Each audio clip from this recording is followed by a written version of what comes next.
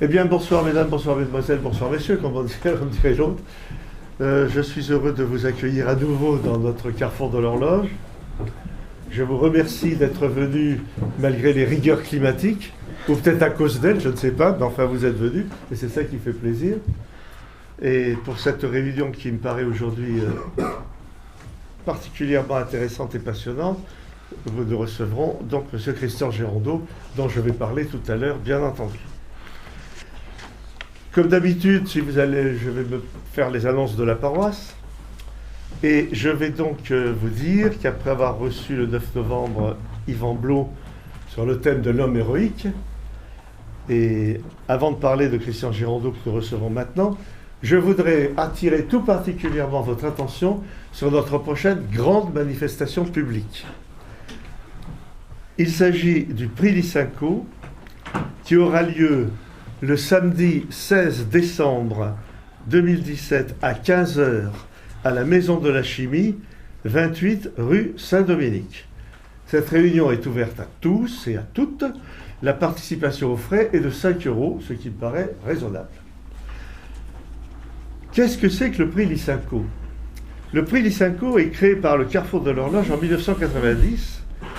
Il est attribué chaque année à un auteur ou une personnalité qui a, par ses écrits ou par ses actes, apporté une contribution exemplaire à la désinformation en matière scientifique ou historique, avec des méthodes ou arguments idéologiques.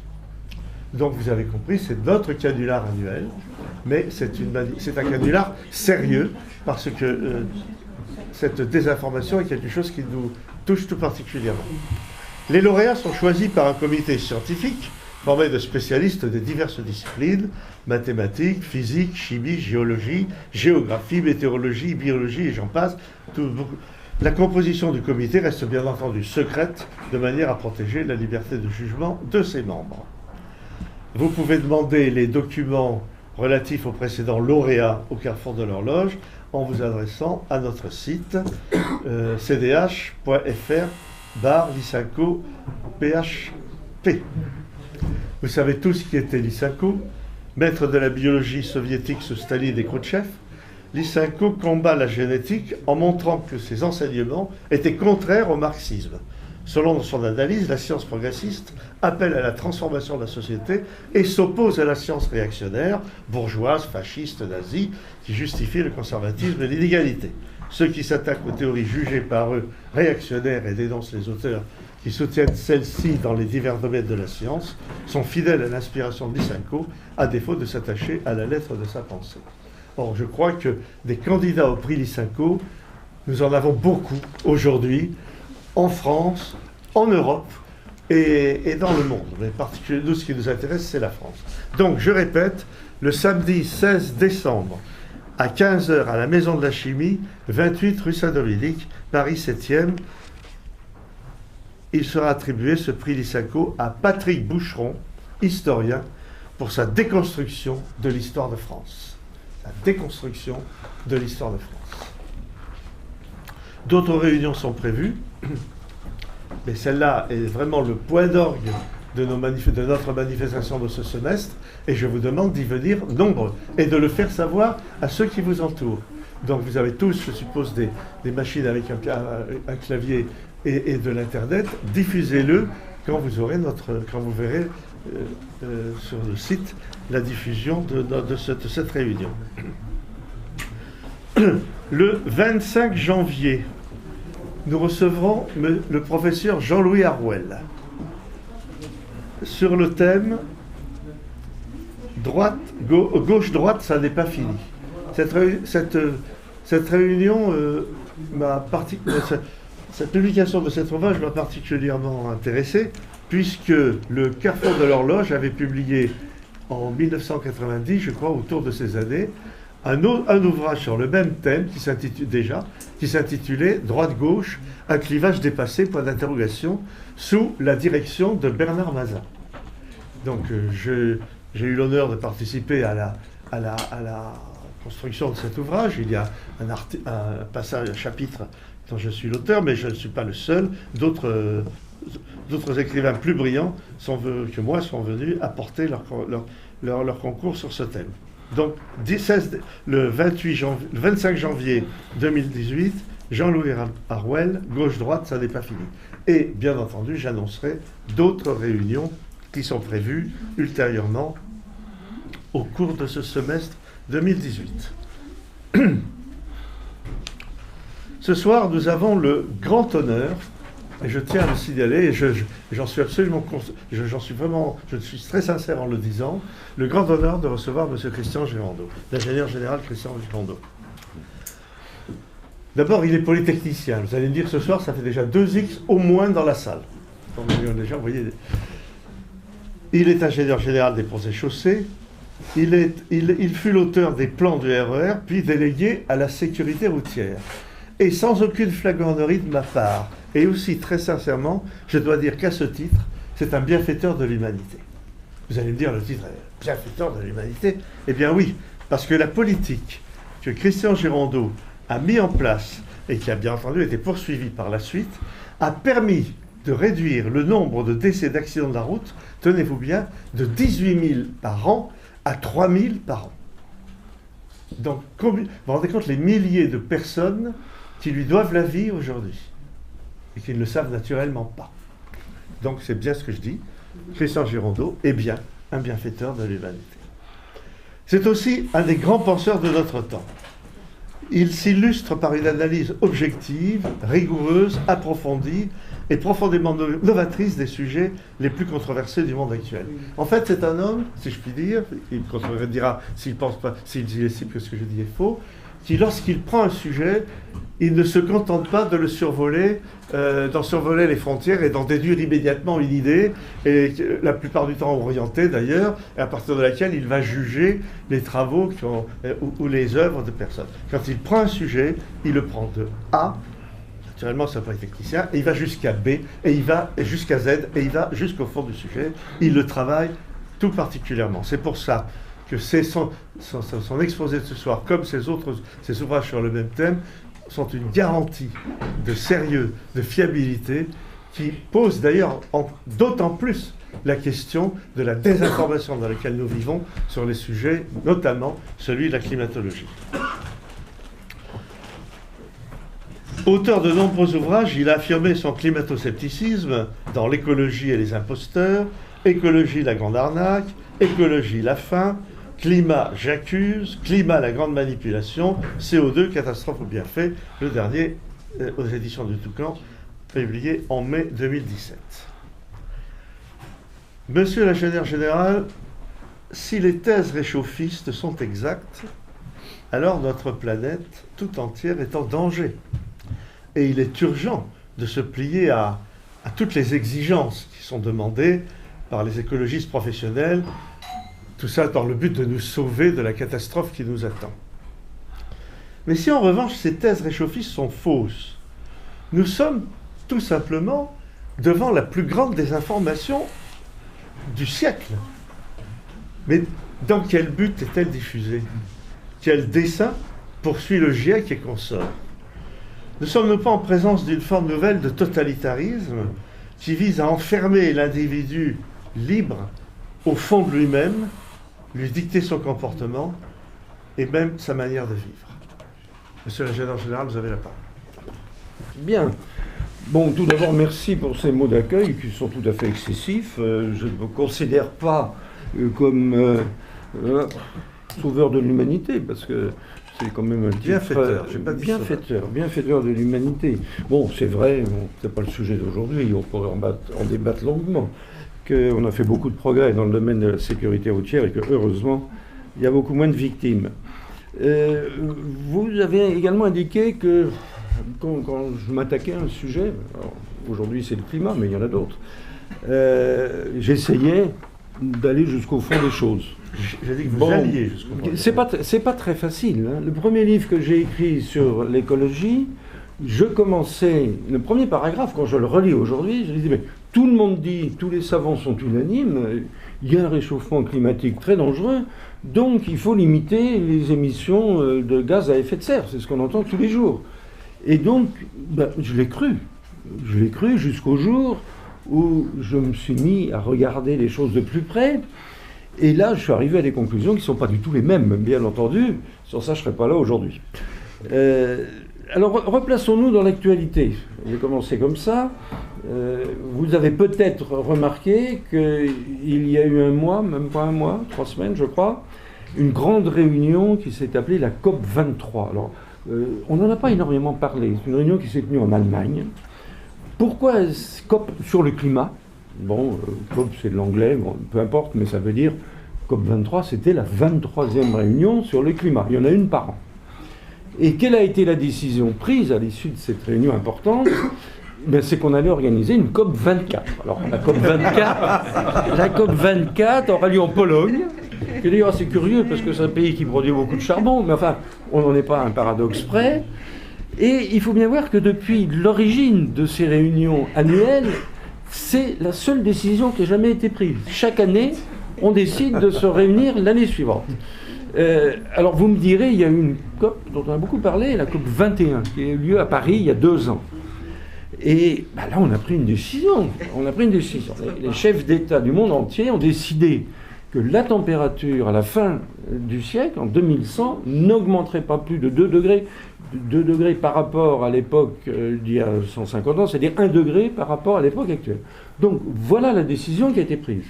Mais ça, c'est quand même un peu curieux comme décision. Donc on est retrouvé au Moyen-Âge. On décide que la température ne va pas monter de plus d'1 degré. Mais qu'est-ce qu'on va faire pour ça? Ben là, on n'a rien décidé du tout, sinon que la COP 21 allait se réunir un an après la COP 22. Et pourquoi est-ce qu'on n'a rien décidé? Parce que les gens qui étaient là sont en face de la quadrature du cercle, comme chaque année. D'un côté, le dogme veut qu'il faille absolument réduire les émissions de gaz à effet de serre et de gaz carbonique. Et précisément, pour la COP 21, on a dit qu'il faut les diviser par 2 d'ici 2050. Ça, c'est un côté. Mais pourquoi est-ce que c'est une quadrature du cercle? Parce qu'elles continuent à augmenter. Et elles vont continuer à augmenter. Et c'est bien ce qui a été constaté par des gens qui ne sont pas très suspects, la fondation Nicolas Hulot, qui, quelques semaines avant la COP 21, a eu la curiosité de faire le total des prévisions d'émissions des 200 pays de la planète. Et catastrophe, au lieu d'être divisé par 2, on s'aperçoit que ne sont peut-être pas multipliés par 2, mais pas loin, parce que ces pays, les pays en développement, ont besoin d'énergie pour se développer.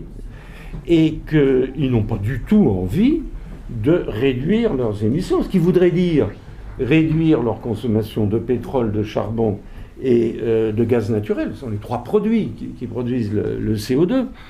Et à juste titre, ils font valoir par exemple en Inde qu'un Indien en moyenne émet 1,5 tonne de CO2 par an.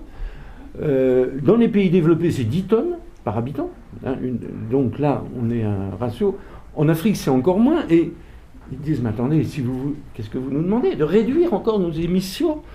On en émet déjà 5-10 fois moins que dans les pays développés. Mais il n'en est pas question. Parce que nous, on veut de l'électricité, on veut des voitures, on veut des avions, etc. Et donc, on est devant une quadrature du cercle. Et cette quadrature du cercle, elle existe depuis le début. Chaque année, on se réunit pour dire qu'on va diminuer les émissions, et chaque année, on constate qu'on ne peut pas. Alors, ça peut durer encore un certain temps. Mais, alors, qu'est-ce qui se passe? Il se passe qu'effectivement, on émet du gaz carbonique, le CO2, dans l'atmosphère. Et effectivement, il y en a de plus en plus. Alors ça, c'est absolument pas discutable. Alors, 2 chiffres, mais enfin, on peut les présenter comme on veut. Il y avait 2000 milliards de tonnes de CO2, disons, il y a 150 ans, avant l'époque industrielle. Aujourd'hui, il y en a 3000 milliards. Donc, une augmentation, bon, 40-50%, mais ça, tout le monde est d'accord. Et ça va continuer. Il n'y a aucune raison que ça s'arrête, puisqu'on va consommer de plus en plus de pétrole, de charbon et de gaz naturel. Enfin, tout ça, je dirais que c'est du niveau la maternelle, à peu près. Hein, c'est au point de vue difficulté de compréhension. Et si on émet, eh ben, il y en aura plus. Alors, il faut savoir, pour donner je dirais un petit adjuvant, que tout ne se retrouve pas, tout ce qu'on émet ne se retrouve pas nécessairement dans l'atmosphère. Il y en a la moitié qui se retrouve dans l'atmosphère. L'autre moitié est absorbée par la nature, par les océans et par la végétation. ce qui est très important. Je reviendrai sur la végétation tout à l'heure. Donc, on est devant cette situation qu'à la fin du siècle, en 2100, au lieu d'avoir divisé par 2 les émissions et qu'il y ait de moins en moins de CO2, il y en aura de plus en plus. Donc la question qui se pose tout de suite, c'est mais est-ce que c'est grave? Alors si on écoute tous les discours qu'on entend depuis, ça fait 30 ans que ça a démarré, eh bien c'est une catastrophe. Alors c'est une catastrophe, il va y avoir plus de cyclones, plus de sécheresse, plus d'inondations, d'ailleurs ça c'est pas très grave, bien sûr plus de température, les espèces animales vont disparaître beaucoup, et puis on va être, nous, envahis de centaines de millions de réfugiés climatiques. Comme il fera de plus en plus chaud, ils vont partir, ils vont arriver chez nous. C'est ce que vous entendez partout. C'est ce que répète notre président actuel de la République, que je ne mets pas en cause. Bon, il ne fait que répéter ce que tout le monde dit. Alors tout le monde, c'est qui? Au sommet, c'est les Nations Unies. Les Nations Unies ont ce discours. Le secrétaire général des Nations Unies, il vient de changer, mais il a le même discours. Son successeur, c'est pareil. Des organismes qui dépendent des Nations Unies. Alors, vous avez l'Organisation météorologique mondiale. Vous avez un organisme dont on parlera probablement, qui s'appelle le GIEC. On en parle beaucoup, parce que lui, il est spécialisé sur le climat. Et je vous dirai tout à l'heure ce qu'il faut en penser. Il se fait passer pour être un organe scientifique. C'est absolument pas un organe scientifique, c'est un organe politique. Mais on y reviendra peut-être tout à l'heure. Et puis, vous avez tous les chefs d'État. Tous, non, pas tous, puisqu'il y en a quand même au moins 2 qui se singularisent. Alors il y en a un, on n'ose pas trop dire son nom, parce qu'encore aujourd'hui, il a fait des siennes, là, c'est Donald Trump. Bon, c'est pas vraiment une référence extraordinaire. Mais enfin, il a bien dit que lui, il n'y croyait pas et qu'il se retirait des accords de Paris.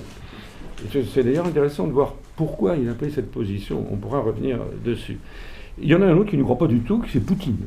Poutine n'y croit pas parce que l'Académie des sciences soviétique, russe, pardon, excusez-moi, n'y croit pas du tout non plus. Et après avoir pesé le pour et le contre et écouté les gens qui assurent qu'on va vers la catastrophe, ils sont arrivés à la conclusion que c'était absolument pas prouvé.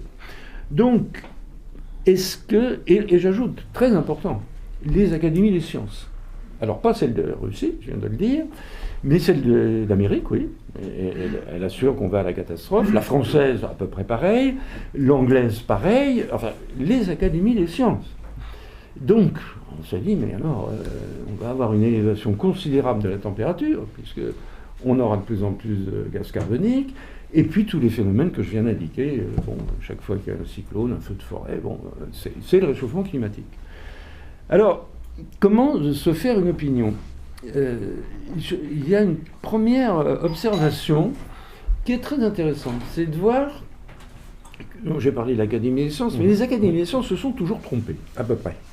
Alors, tout le monde connaît Galilée, c'était pas vraiment l'Académie des sciences, mais enfin c'était l'autorité supérieure qui a expliqué que Galilée avait tort, puisque c'était le Soleil qui tournait autour de la Terre et pas l'inverse. Bon, il a fallu 125 ans pour que cette autorité, une autorité religieuse en l'occurrence, reconnaisse que, ben oui, peut-être qu'après tout, c'était plutôt la Terre qui tournait autour du Soleil que l'inverse.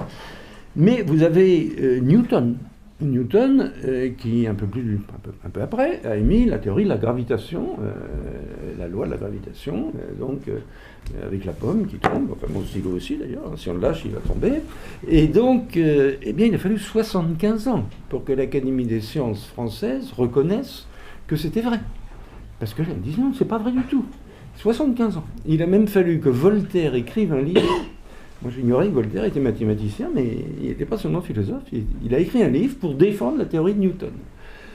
Et puis, si vous allez plus loin, ça a toujours été comme ça. Darwin, qui émis, après avoir été au Galapagos, il a émis la théorie de l'évolution des espèces. On ne lui a dit pas du tout. Je vous parle un tout petit peu plus fort, s'il vous plaît. Ah, je veux parler plus fort, oui, bien sûr. Pas du tout. Pas du tout. Les espèces sont créées comme elles sont. Il n'y a pas d'évolution des espèces. Un autre exemple qui nous concerne en tant que Français, c'est Pasteur. Quand Pasteur a émis, non pas l'idée, mais l'affirmation qu'il n'y avait pas de génération spontanée des microbes, on lui a dit que c'était complètement faux. Et donc, Einstein a eu à peu près les mêmes problèmes. Donc, que se passe-t-il? Ben, il se passe que C'est Descartes qui a donné la réponse. Alors Descartes est un esprit extrêmement fin. Il y a une très belle citation. L'unanimité des opinions n'est pas une preuve qui vaille. Je dirais que ça résume à peu près tout. Alors il ajoutait, quand une vérité est quelque peu difficile à découvrir, il serait étonnant que tout un peuple l'ait rencontrée. C'est bien dit. C'est bien dit. Donc, c'est à peu près ce qui se passe aujourd'hui. Aujourd'hui, avec l'Académie des sciences françaises, eh bien, la majorité, au sein de cette académie, confirme les théories alarmistes dont je vous ai parlé tout à l'heure. Mais est-ce que, à cette époque, ou aujourd'hui, mais parlons d'aujourd'hui, les 200 et quelques académiciens sont des spécialistes du climat? Mais absolument pas. Il y a 15 disciplines, il y en a qui sont spécialistes de géologie, d'autres qui sont spécialistes de physique, de chimie, de biologie, de tout ce que vous voulez. Et on leur demande de voter. Alors qu'est-ce qu'ils font? Ils votent en fonction de ce qu'ils ont entendu dire. Mais pas du tout parce qu'ils ont étudié le dossier. Et d'ailleurs, c'est pas un reproche à leur faire, parce que pour étudier un dossier aussi complexe que ça, c'est presque du temps plein. Donc, ils connaissent pas le sujet. Et ça s'est répété tout au long des siècles. Et donc, c'est quand même un peu rassurant de se dire que, bon, ceux qui répètent la catastrophe, ils ont beau avoir tous les titres qu'on veut, alors je ne parle pas évidemment des hommes politiques, eux n'ont aucune formation spécialisée en climatologie, inutile de vous le dire, mais c'est pas non plus un reproche, hein, ils n'ont pas le temps, c'est pas leur métier. Bon, donc ils répètent ce qu'ils entendent à la radio et à la télévision. Et puis, est-ce qu'ils voient venant des Nations Unies ou venant d'autres instances supérieures. Donc, et je parle des médias, bon, je ne sais pas si les médias sont représentés ici, mais enfin, les médias sont comme tout le monde, ils répètent ce qu'ils entendent, et ils vous font appel à l'argument d'autorité. Vous n'allez quand même pas dire le contraire de ce que disent l'Académie des sciences, les Nations Unies, l'OCDE, la Banque mondiale, tout le monde répète la même chose. Bon, alors ça, c'est un phénomène quand même un petit peu rassurant. Alors, ceci étant, est-ce qu'on va ou pas à la catastrophe? On revient à la question, en ayant un peu éclairé le débat. Alors, quand on regarde les choses, c'est absolument pas évident. Est-ce que vraiment le fait qu'il y ait beaucoup plus de CO2 va bouleverser les choses? Est-ce que la température va énormément augmenter? Et est-ce qu'on va vers des catastrophes? Alors, tous les gens qui vous disent ça, regardent ce qui s'est passé depuis 40 ans, maximum 150 ans. Mais la Terre a quand même une histoire beaucoup plus longue. Donc, quand on regarde dans un passé beaucoup plus lointain, on est quand même assez rassuré. Il faut savoir que du temps des dinosaures, c'est lointain, bien sûr, mais enfin, les dinosaures existaient, il y avait 4 fois plus de CO2 dans l'atmosphère qu'aujourd'hui. Et si on remonte encore plus loin, là, il y en avait 10 à 15 fois plus. Est-ce que la vie s'est arrêtée? Pas du tout. C'est exactement le contraire. Et c'est pas un hasard. Chacun sait que du temps des dinosaures, la végétation était exubérante. Et on a tous vu Jurassic Park, le film, mais enfin, personne ne conteste. Et c'est grâce à ça, d'ailleurs, qu'on a du charbon et du pétrole, parce que les végétaux se sont gentiment transformés en charbon et en pétrole. Et c'est grâce à ça qu'il y avait des animaux monstrueux, 30 mètres de long, 100 tonnes, et quand ils levaient leur cou, ça montait à 10 ou 15 mètres de haut, parce qu'il y avait une végétation qui permettait de nourrir ces animaux.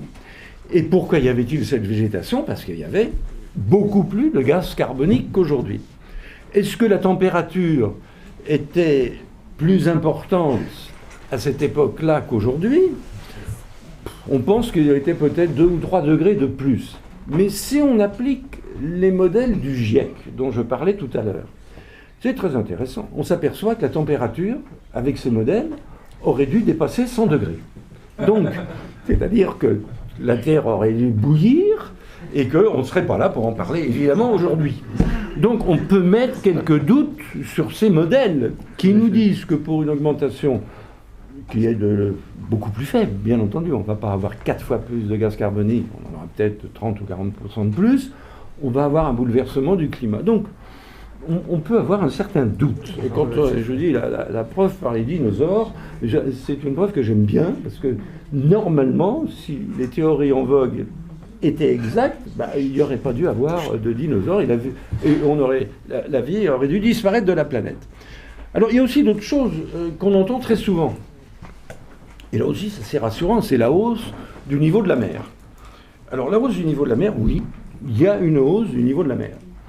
Et bon, comme tout le monde, alors j'ai vu le film qu'a fait Al Gore, qui lui a valu le prix Nobel de la paix, qui explique qu'en l'an 2100, la mer va monter de 6 mètres à New York, et la Statue de la Liberté aura de l'eau à peu près jusqu'au cou, peut-être pas, mais enfin, au moins au pied. Et donc, si c'est comme ça, pourquoi pas. Mais là, c'est l'intérêt de regarder les rapports. Et là, je me suis dit, mais il y a une faute de frappe. Parce que la hausse du niveau de la mer, et tous les experts sont d'accord, c'est 2 à 3 millimètres par an. Millimètres. Donc, au bout de 10 ans, moi j'ai appris ça à l'école, je pense que même sans avoir fait Polytechnique, on doit y arriver.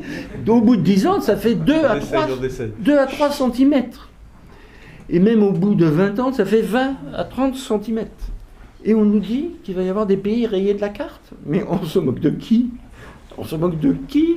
20 à 30 centimètres, qu'est-ce que vous voulez que ça fasse? Quand il y a des marées un peu hautes, les marées font 5 mètres d'un côté, 5 mètres de l'autre, et quand il y a des tempêtes, il y a des vagues de 10 mètres, alors elles vont faire 10 mètres plus 2 centimètres, et ça va être une catastrophe. Bien entendu, ça ne tient pas debout. Ça s'appelle du mensonge, parce que ceux qui véhiculent cette idée-là, j'ai entendu qu'elle a été répétée par notre président de la République actuelle. Il est certainement de bonne foi, mais il n'a jamais regardé ce que c'était. Parce qu'il répète à nouveau ce que vous entendez tous quand vous ouvrez votre téléviseur ou votre poste de radio. Donc là, c'est quand même plutôt rassurant. Alors, les îles qui vont disparaître, les réfugiés climatiques, parce que l'Inde va perdre la ville de Bombay, la ville de Calcutta, on lit n'importe quoi, ça ne tient pas debout une seconde. Même au bout d'un siècle, s'il faut surélever les digues de 20 cm, on les soulèvera, ou 30, on les soulèvera pas de 30 cm. Enfin, il n'y a pas le moindre début d'un risque. C'est pourtant quelque chose que vous entendez tout le temps. Alors, les espèces en voie de disparition, il y a les ours blancs. Alors ça, chacun plaint les ours blancs. Sauf que c'est pas du tout une espèce en voie de disparition. Depuis 30 ans, la population des ours blancs est passée de 8 000 à 24 000. Alors à tel point que le Canada vient de rouvrir la chasse, parce que ces animaux sympathiques ont tendance à venir dans les villages du Grand Nord canadien, et là c'est plus drôle du tout, parce que c'est quand même pas des bêtes très très gentilles, et donc la chasse a été réouverte. Mais vous entendrez partout que c'est une espèce en voie de disparition. Bon, voilà, si vous voulez, quelques illustrations sur des points qui sont la base de l'argumentation ou de la désinformation dont nous sommes victimes. La hausse du niveau de la mer. Alors les réfugiés climatiques, bien entendu, ça on sait très bien que les gens qui viennent, hélas d'ailleurs, et beaucoup y perdent la vie d'Afrique en Libye pour venir en Europe, c'est à cause du climat. Bon, bien entendu, c'est absolument pas à cause du climat, c'est généralement à cause de conflits, ou bien c'est parce qu'ils ont le rêve qu'ils vivront mieux en étant en Europe qu'en Afrique. Mais ce qu'il faut savoir, j'y reviendrai tout à l'heure, dans les côtés positifs du CO2, parce que la conclusion c'est que le CO2 c'est très bon, c'est pas du tout négatif. Alors, donc vous voyez bien qu'on peut douter des aspects négatifs du CO2, en réalité il n'y a pas la moindre preuve. Il faut savoir aussi que la densité de CO2, je vous ai parlé de 3000 milliards de tonnes. Alors, ça donne une impression évidemment de masse énorme. Le CO2 c'est un des composants de l'atmosphère. C'est en réalité la concentration est de 0,04%, c'est-à-dire elle est de moins de 1 millième. Elle est de 0,04%. Je me trompe toujours, c'est-à-dire une molécule sur 2500. En réalité, c'est extraordinairement faible. Il y en a eu beaucoup plus, comme j'indiquais tout à l'heure, dans le passé. Donc, c'est une quantité infinitésimale. Mais, ceci étant, cette quantité va augmenter, mais jamais atteindre les niveaux que la planète a connus dans le passé. En réalité, on est dans une époque, dans l'histoire de la planète, de très faible densité de CO2. Et il ne faudrait pas qu'elle baisse, cette densité, parce qu'il y a un seuil en dessous duquel la photosynthèse ne fonctionne plus. Et donc ça, c'est quelque chose qui, bien entendu, est passé sous silence. Le CO2, a plusieurs avantages, mais il y en a un qui est très important. C'est précisément la photosynthèse. Et ça, on a tous appris à l'école. La photosynthèse, c'est le CO2 de l'atmosphère, plus la vapeur d'eau et les rayons du soleil.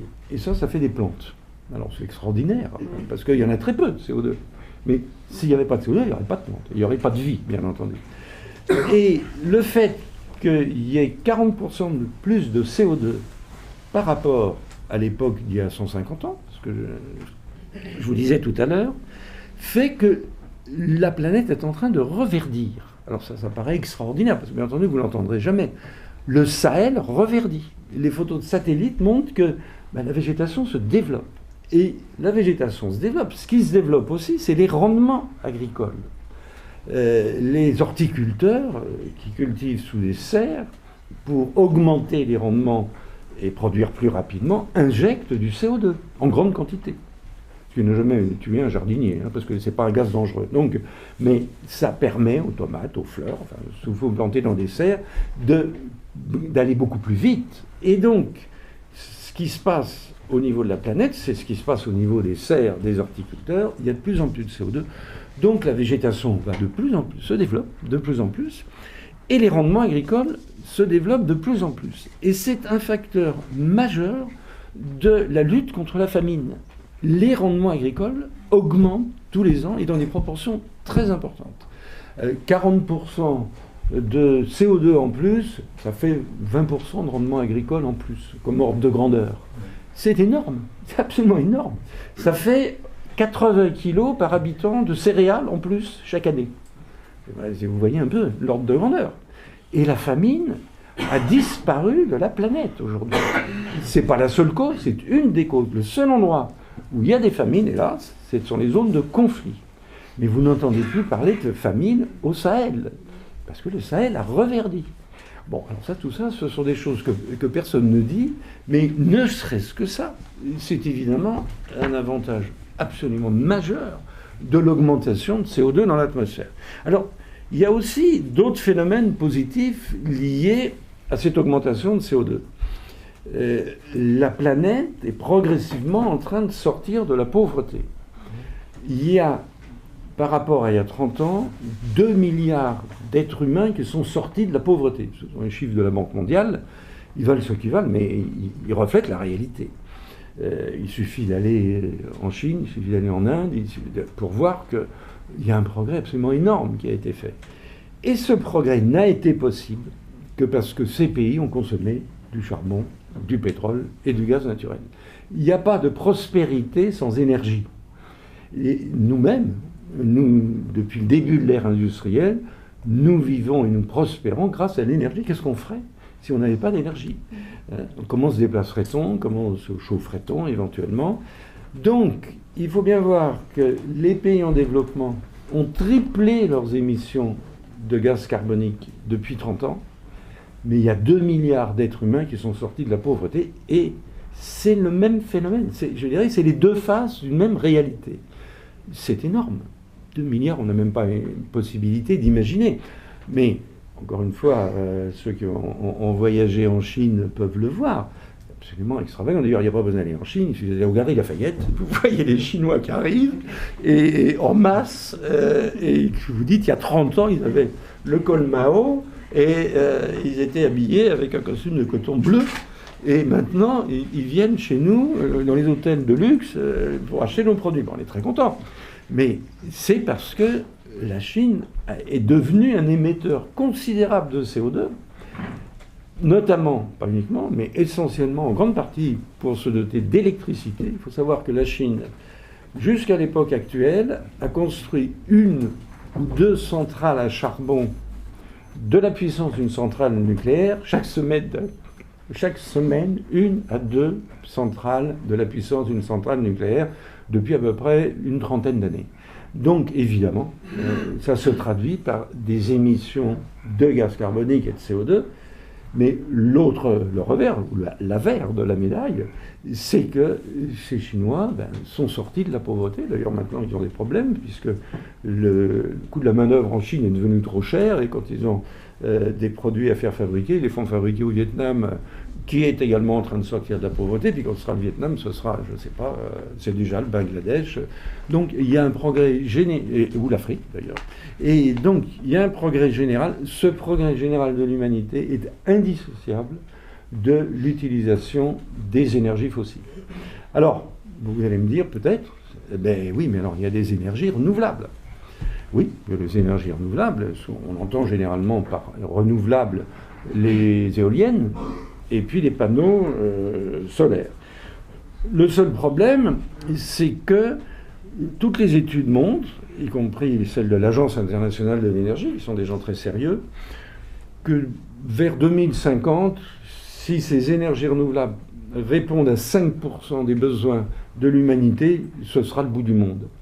Et il y aura toujours 80 ou 85% qui seront satisfaits par les énergies fossiles.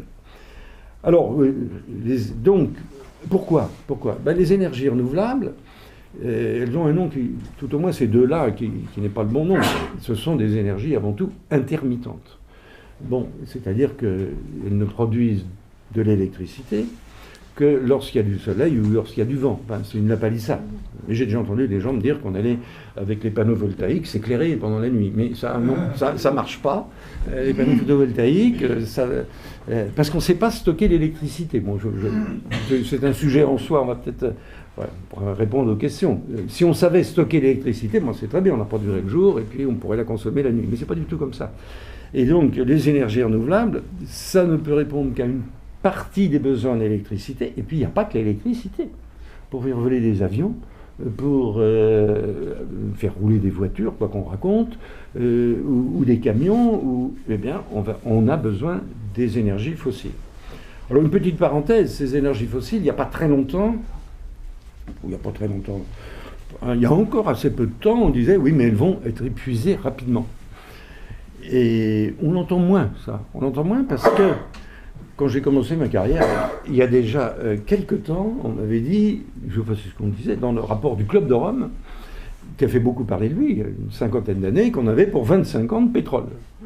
Bon, ben, il y a plus de 25 ans que j'ai commencé ma carrière, et aujourd'hui, on a des réserves prouvées pour 60 ans devant nous. Donc évidemment, il y a comme une petite différence entre ce qu'on affirmait il y a 50 ans et ce qu'on affirme aujourd'hui. Alors bien sûr, il y a des quantités limitées de ces énergies fossiles, que ce soit le pétrole, que ce soit le gaz naturel ou que ce soit. Mais elles peuvent durer un bon siècle, d'après ce qu'on sait aujourd'hui. Il faut savoir que les États-Unis, grâce au pétrole de schiste et au gaz de schiste, que nous n'avons pas le droit d'explorer en France, parce que nous sommes très bien dirigés, donc on n'a même pas le droit de chercher à savoir s'il y en a en France. Eux, ils sont actuellement, ils battent tous leurs records de production de pétrole. Et ils deviennent exportateurs. Ils sont exportateurs de gaz et ils deviendront peut-être exportateurs de pétrole. Alors qu'il y a 10 ans, ils construisaient des usines pour importer du gaz naturel. Ben, les mêmes usines dans les ports américains, ils les ont transformées pour marcher dans le sens inverse. Donc, au lieu d'amener dans des bateaux du gaz liquéfié, d'Angola ou d'où vous voulez, pour alimenter les États-Unis, c'est l'inverse qui se passe aujourd'hui. Ils ont trop de gaz de schiste, et ils l'exportent, y compris d'ailleurs en Europe. Donc, on a assisté à quelque chose d'extravagant en moins de 10 ans. C'est quelque chose qui est tout à fait nouveau. Mais de toute manière, le jour que nous ne verrons pas, ni les uns ou les autres, où il n'y aura plus ces ressources, où elles seront vraiment épuisées, l'humanité trouvera autre chose. Mais ce n'est pas la peine aujourd'hui de nous poser les problèmes qui auront une actualité dans 80 ou dans 100 ans. On est sûr de se tromper. Bon, il y a beaucoup de gens qui expliquent tout ce qui va se passer. Bon, ils ont de la chance. Bon, moi je n'explique rien du tout. Mais je dis simplement que ce n'est pas la peine de se poser les problèmes qui ne se posent pas aujourd'hui. Donc, voilà le schéma d'ensemble, donc, qui est quand même rassurant.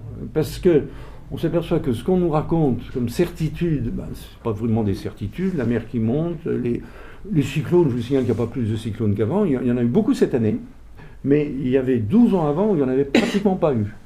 Alors, c'est simplement des phénomènes irréguliers, mais on n'a aucune preuve qu'il y ait plus de cyclones maintenant. Les spécialistes vous disent non, pas du tout. Il y a toujours eu des cyclones de manière irrégulière. Donc voilà, si vous voulez, le panorama d'ensemble qui est quand même un panorama qui devrait être très rassurant. Parce que l'évolution de l'humanité n'a jamais été aussi positive qu'elle l'est aujourd'hui. Alors elle l'est pour l'alimentation, encore une fois la faim a disparu, sauf dans les zones de guerre. Il y a aujourd'hui plus de gens qui mangent trop que de gens qui ne mangent pas assez. C'est quand même quelque chose d'assez invraisemblable. Il y a plus d'obèses que de gens maigres. Il commence à y avoir des obèses en Chine et au Japon, alors qu'il n'y en avait jamais avant, parce que les rations étaient quand même beaucoup plus limitées. Donc, que ce soit l'espérance de vie. L'espérance de vie, alors bien sûr, ce n'est pas uniquement un phénomène lié à l'énergie, c'est lié en partie à l'énergie. Parce qu'il faut savoir qu'actuellement, nous avons, d'après l'Organisation mondiale de la santé, il y a plus de 4 millions de morts par an en Inde et en Afrique, essentiellement, parce qu'ils n'ont pas l'électricité. Et donc, pour faire la nourriture, c'est essentiellement l'utilisation, ou pour s'éclairer, ces populations se chauffent ou chauffent leur nourriture sur des poêles qui sont dans la pièce principale et qu'on alimente comment? On alimente avec du bois, du charbon, avec des brindilles, enfin des broussailles, voire avec des bousses de vache, parce que ça brûle. Ça équivaut, pour les gens qui sont là, qui sont essentiellement les femmes et les enfants, à fumer, l'équivalent de toxicité de 400 cigarettes. Donc, l'air est totalement pollué, et d'après l'Organisation mondiale de la santé, c'est 4 300 000 morts par an. Alors, quand on explique à ces pays qu'il faudrait, pour avoir l'électricité, qu'ils construisent des éoliennes et des panneaux photovoltaïques qui ne peuvent absolument pas produire l'électricité, mais qu'il ne faut surtout pas qu'ils construisent des centrales à charbon ou à gaz, on prend une sacrée responsabilité. Parce que là, c'est vraiment des questions de vie ou de mort. Donc, alors heureusement, la plupart de ces pays ne nous écoutent pas. Ça, c'est quand même une très bonne chose. Ils écoutent plutôt les Chinois, qui ont très bien compris, puisqu'ils ont fait ça chez eux, les Chinois, et maintenant, ils vendent des centrales électriques à l'Afrique, à l'Inde. Nous, on ne risque pas de les vendre, vu qu'on a tué notre industrie, puisque c'est très mal de brûler du charbon, on a tué notre industrie de centrales, et on a interdit aux banques françaises de financer des centrales à charbon ou à gaz dans les autres pays. Donc on ne risque pas, évidemment, de créer beaucoup d'emplois comme ça, mais ça fait partie du panorama d'ensemble. Bon, alors voilà, si vous voulez, un petit peu en désordre, enfin peut-être pas trop en désordre, le panorama d'ensemble. Alors maintenant, avant qu'on passe aux questions, il y a quand même une interrogation qui vaut la peine qu'on s'y arrête. Pourquoi est-ce qu'on a cette désinformation? Qu'est-ce qui explique ça? Et alors, l'explication que je donne dans ce livre est très factuelle. C'est la conjonction de deux causes. D'abord, il y a un nombre très limité de personnes qui, il y a une trentaine d'années, ont imaginé cette thèse que le CO2 était dangereux, allait bouleverser le climat. Il y a essentiellement un Suédois, un Canadien, un Américain. Et ces personnes étaient très activistes. Et comme d'ailleurs beaucoup de leurs successeurs aujourd'hui sont extrêmement activistes.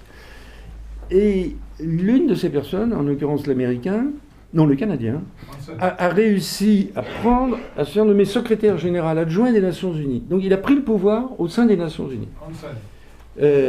Non, c'est Strong. C'est Maurice Strong, le Canadien, qui s'est fait nommer secrétaire général adjoint des Nations Unies. Silence au fond. Et qui a créé ensuite l'organisme qui s'appelle le GIEC. Donc, ces gens étaient convaincus, mais en réalité convaincus de quoi? Convaincus que l'homme était mauvais. Parce que c'est ça, la base. C'est une croyance, appelons-la philosophique ou religieuse, mais qui est la base de tout cet activisme. L'homme est mauvais. Et là, ils ont trouvé une preuve extraordinaire. L'homme produit du CO2, le CO2 s'accumule dans l'atmosphère, donc l'homme est en train de détraquer la planète et de nous mener à la catastrophe. Alors ça, c'est pas une idée nouvelle. Jean-Jacques Rousseau, c'était déjà un peu ça. Il y avait le bon sauvage et puis la civilisation qui corrompait le bon sauvage. Bon sauvage, il tuait ses ennemis d'une manière qui n'était pas terrible, enfin bon, peu importe.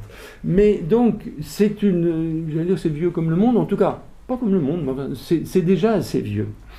Et bien entendu, ces gens-là nient l'idée de progrès. Le progrès ne peut être que négatif, puisque l'homme étant mauvais, les conséquences du progrès ne peuvent être que négatives. Il faut dire d'ailleurs que ce qui s'est passé sur la planète au XXe siècle explique en partie la réaction de ces gens-là. Ce qui s'est passé au milieu du XXe siècle n'était quand même pas la gloire d'une humanité. Donc, c'est ce phénomène de croyance dans la malfaisance de l'humanité, porté par des gens remarquablement professionnels, qui ont réussi à prendre le pouvoir au sein de l'instance suprême, les Nations Unies. Et ça s'est traduit par une première conférence, alors là je parlais de la COP 23, COP 24, la première ça s'appelait la COP 1, qui s'est tenue à Rio de Janeiro, en 1992, il y a donc 25 ans, il y a un quart de siècle, au cours de laquelle on a décrété, tous les chefs d'État étaient là à peu près, il y avait 30 000 participants, il y a toujours beaucoup de monde dans ces réunions, que le gaz carbonique, c'était un produit des activités humaines, que les activités humaines étant nocives, le gaz carbonique était nocif. Et c'est devenu la croyance que nous connaissons aujourd'hui. Donc, ça a été professionnellement organisé. Il faut savoir par exemple que les experts qui produisent les rapports sont sélectionnés avec l'aval de Greenpeace, c'est dans les statuts du GIEC, avec l'aval des ONG, soi-disant, qui veulent le bien de la planète. Et donc, le système a été verrouillé. Alors, il est verrouillé d'une autre manière, c'est que les rapports qui sont préparés par les experts consultés, et on parle chaque fois de milliers d'experts, n'ont rigoureusement aucun rapport avec le communiqué de presse final, qui dit généralement le contraire de ce qu'ont dit les experts. Mais comme les experts, il y en a des milliers, alors il y en a quelques-uns qui ont dit mais non, c'est pas possible, on démissionne. Bon, on dit mais monsieur, vous démissionnez, il n'y a aucun problème. Bien entendu, après, vous n'avez plus de crédit, vous n'avez plus de laboratoire, vous n'avez plus rien, mais vous êtes libre de démissionner. Alors il y en a qui l'ont fait, il y en a quand même quelques-uns. Mais tout l'argent qui est considérable, c'est des milliards de dollars ou d'euros chaque année de recherche et d'études, vont uniquement à ceux qui sont bien pensants et qui vont travailler pour montrer la nocivité des activités humaines. Alors pourquoi est-ce que ça a pris autant? Donc là, je dirais que ça a été remarquablement organisé, professionnellement organisé. Il y a une autre raison, c'est que l'ambiance était réceptive. Alors c'est assez curieux. On a cru au progrès.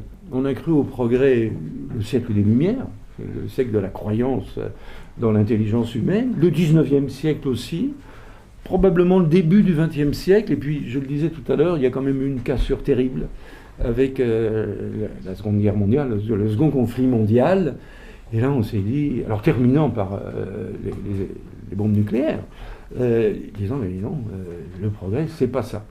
Alors bien sûr que si, le progrès est là, simplement cette vision négative du progrès, c'est une vision de riche. On va presque dire, c'est une vision de bobo. Parce que aller expliquer ça à l'Indien ou à l'Africain qui lui n'a rien, qui n'a pas d'électricité, qui n'a pas... Il vous dira, vous vous moquez de moi, moi j'ai qu'un rêve, c'est de faire ce que vous faites. Mais pas du tout. Là, on est en circuit fermé. D'ailleurs, c'est très amusant, les déclarations que vous voyez, on ne fait jamais référence qu'à nous. Hein, on ne vous dit jamais comment vit l'Africain ou l'Américain du Sud. Donc, le contexte de notre époque est réceptif. Et ça n'aurait pas été le cas il y a un siècle, mais réceptif à ces idées négatives, à cette vision négative de l'homme. Et donc, voilà. Alors, quelles sont les conséquences pour nous? Les conséquences sont graves. Bon, elles sont d'abord graves sur, je dirais, la vision partagée que la plupart de nos compatriotes, nos concitoyens, nos contemporains plutôt, ont du monde. C'est une vision négative. Le président Obama est venu en France il n'y a pas longtemps. Alors, c'est extraordinaire. Il a dit, mais il ne faut pas avoir de vision pessimiste de l'humanité, il faut avoir une vision optimiste, croyez en l'avenir. Et en même temps, il a expliqué qu'on allait à la catastrophe, parce qu'il y avait de plus en plus de CO2, que le climat était déréglé, etc. s'est pas rendu compte que c'était un peu contradictoire. Non, pas du tout. Mais il n'est pas le seul. Hein. Je parlais de notre chef d'État, et c'est pas du tout une attaque personnelle, mais c'est pareil. Hein. Qui est optimiste, mais qui vous répète qu'on va à la catastrophe. C'est un tout petit peu contradictoire.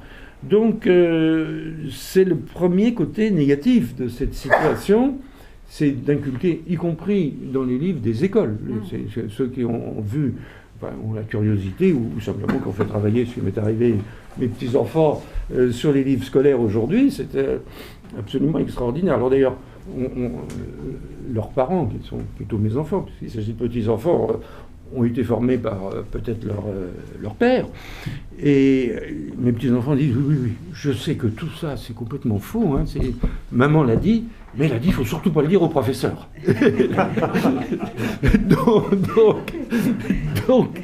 donc, on inculque cette vision négative des choses, et ça, c'est quand même extrêmement négatif. Et puis, deuxième aspect, c'est le gaspillage colossal de ressources et d'argent qui est fait au nom de cette sauvegarde de la planète et de l'humanité. L'Allemagne est un exemple, mais elle n'est pas le seul, hein, nous aussi. L'Allemagne a un exemple assez caricatural, parce que je veux parler de leur production d'électricité. Alors, la production d'électricité allemande, c'était des centrales à charbon, essentiellement, pas mal de nucléaire, et puis c'est à peu près tout. Mais alors, les écologistes ont dit que le nucléaire, c'était une catastrophe, donc il faut arrêter le nucléaire et le remplacer par des énergies renouvelables. Donc on retombe sur les éoliennes qui marchent un quart du temps, et les panneaux photovoltaïques en Allemagne du Nord, évidemment, ça marche 10% du temps, et encore. Eh bien, alors, ce qui amène les Allemands dans une impasse totale, parce que les mêmes écologistes vous disent qu'il ne faut plus faire de centrales à charbon. Donc, si vous faites de l'électricité sans nucléaire et sans centrale à charbon, vous me donnerez la recette. Parce que, encore une fois, le vent, ça ne marche qu'un quart du temps, et le courant électrique, les photovoltaïques, encore moins. Alors, bien entendu, ça c'est ce qu'ils disent, c'est pas ce qu'ils font. Enfin, ils sont en train quand même d'arrêter le nucléaire, parce qu'Angela Merkel est prête à tout pour être réélue. Donc, elle a dit oui, après ce qui s'est passé au Japon, on arrête les centrales nucléaires, ils sont en train de les arrêter, mais ils sont obligés de construire des centrales à charbon qui polluent, en tout cas, pas seulement d'ailleurs en émettant du CO2, mais en émettant des produits nocifs, qui sont des acides, qui eux sont des vrais polluants. Donc, tout ça ne tient absolument pas debout. Mais quel est le résultat ? Le résultat, c'est que les Allemands payent leur électricité 2 fois plus cher que nous. C'est au moins 24 milliards d'euros par an. C'est quand même pas rien. 24 milliards d'euros par an qui ne servent à rien, mais que paye le consommateur allemand. Et encore, je discutais avec un spécialiste de la question qui me dit qu'en réalité, c'était beaucoup plus que ça, c'est probablement 2 fois plus que ça. Mais enfin, même si ce n'est que 24 milliards d'euros par an, qui ne servent à rien, c'est quand même une somme qui n'est pas négligeable. Ben, nous nous engageons dans la même voie, mais exactement la même voie, puisque là, les Allemands sont absurdes, mais nous, on est au moins aussi absurdes, parce qu'il se trouve que nous avons un parc nucléaire surdimensionné. On en a construit beaucoup de centrales nucléaires, il y a une trentaine d'années, c'est remarquable, ça produit l'électricité qui n'est pas chère, mais plus que nos besoins. Donc nous exportons de l'électricité. Alors pourquoi diable va-t-on construire des éoliennes et des panneaux photovoltaïques qu'on subventionne ? On n'en a aucun besoin.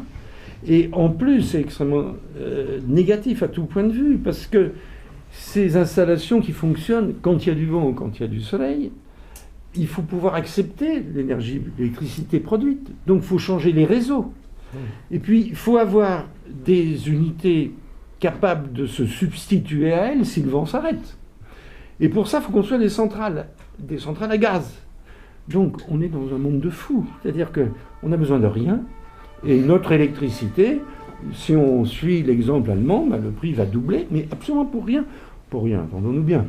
Il y a quand même beaucoup de gens qui gagnent énormément d'argent dans l'histoire. Hein. Ça, je peux vous dire qu'il y a des milliardaires en euros qui se sont constitués leur fortune à base d'éoliennes. C'est vraiment une manière absolument scandaleuse, mais parfaitement, je vais dire juteuse, enfin profitable, de se constituer une fortune.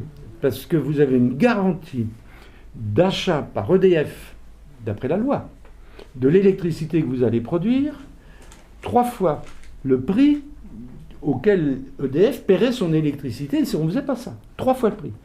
Et comme maintenant, on a trouvé que ce n'était pas assez, on est en train de développer en mer des éoliennes maritimes, en pleine mer. Et là, le prix garanti, c'est 5 à 7 fois le prix du marché. Donc, évidemment, quand vous vous mettez quelque part dans le dispositif, pas très difficile de récolter quelques centaines de millions, mais je vous rassure, il y en a qui ont récolté plus d'1 milliard, qui sont d'ailleurs partis tout de suite habiter en Suisse parce qu'ils sont d'excellents citoyens, mais c'est pour dire quand même qu'on est dans une situation un petit peu grave. Et le coût des mesures que l'on prend, alors on les prend pour la fabrication d'électricité, sans aucune raison, mais on le prend aussi pour les voitures. Bon, il y a des normes de plus en plus contraignantes qui, une fois qu'on a équipé les voitures de manière à ce que les émissions soient dépolluées, on n'a pas besoin d'aller plus loin. Mais pour montrer l'irrationalité dans laquelle nous sommes, il y a très peu de temps, on encourageait tout le monde à acheter des voitures diesel. Parce que le diesel consomme moins que l'essence, donc produit moins de CO2. Vous avez vu qu'aujourd'hui, c'est le contraire. Alors le diesel va être interdit, alors qu'on nous a expliqué pendant des années que c'était le diesel qu'il fallait acheter parce qu'il émettait moins de CO2. Il émet toujours moins de CO2. Mais ça ne fait rien, il va falloir l'interdire. Puis il faut aller vers la voiture électrique. Alors la voiture électrique, bon, je crois que c'est 1% du marché mondial, mais encore je ne suis pas sûr. Tant que c'est 1% du marché mondial, ça va. Mais quand ce sera plus, comment est-ce qu'on va fabriquer les batteries? Qu'est-ce qu'on fait? On n'a pas le produit pour fabriquer les batteries. Qu'est-ce qu'on fera des batteries usagées? Et puis ça coûte beaucoup plus cher. Le moteur électrique coûte pas cher, mais quand vous additionnez le coût de la batterie qu'il faut remplacer, les voitures électriques, ça coûte beaucoup plus cher que les voitures à essence ou diesel. Il paraît que c'est l'avenir, et Mme Hidalgo, pour ne pas la citer, va interdire les voitures diesel d'abord, même si c'est elles qui produisent moins de CO2, et ensuite a émis l'idée, qui ne se produira pas, d'interdire toutes les voitures, au nom de la sauvegarde de la planète, bien entendu.